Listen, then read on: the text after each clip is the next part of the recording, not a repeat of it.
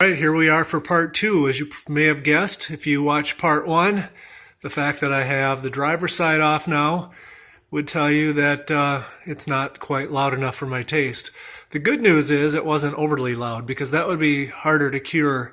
The thing I'm most happy about is I didn't get any drone whatsoever. I've noticed that it's a little bit louder having the one side done.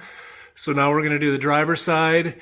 And I'm going to open the pipe up a little bit more when I do the driver's side. Now, one thing I did learn on the previous video, I said that you got to take those two bolts off and drop that hanger, and that's not true.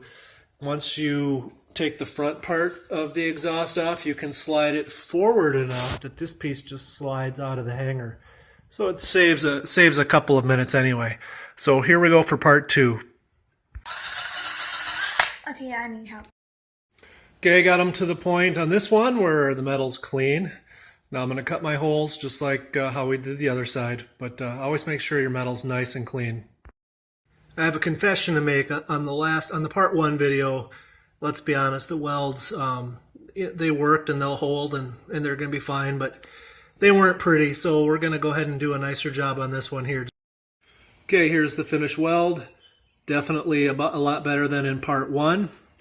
It's by no means, it'd be nice to have a TIG welder to get the true stack of dimes look, but this will do it for happiness. Hopefully is having a symmetrical exhaust mod bypass in your C5 Corvette.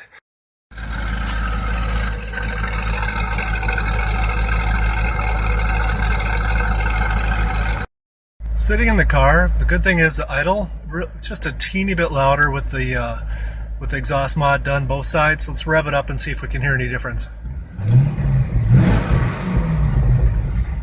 It sounds a little bit louder, but not too bad. Let's go for a spin.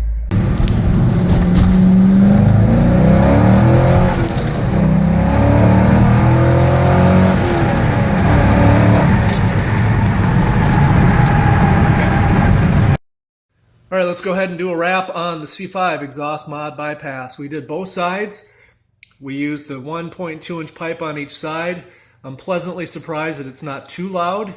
There's zero drone, which is mandatory for me. And so just a little bit louder and nastier when you get on it. If you want it quite a bit louder, you could try going with 1.5 inch or 1.7 inch pipe. Maybe that would be loud enough for you. Otherwise, an aftermarket exhaust for $1,000 would probably do the trick if you want it super loud. But I just wanted it, 20-30% louder than stock. And to me, I think it satisfies that goal nicely. So that's a wrap. Please remember, if you like this video, please go ahead and hit the like below. And also go ahead and subscribe if you would. Thanks for watching.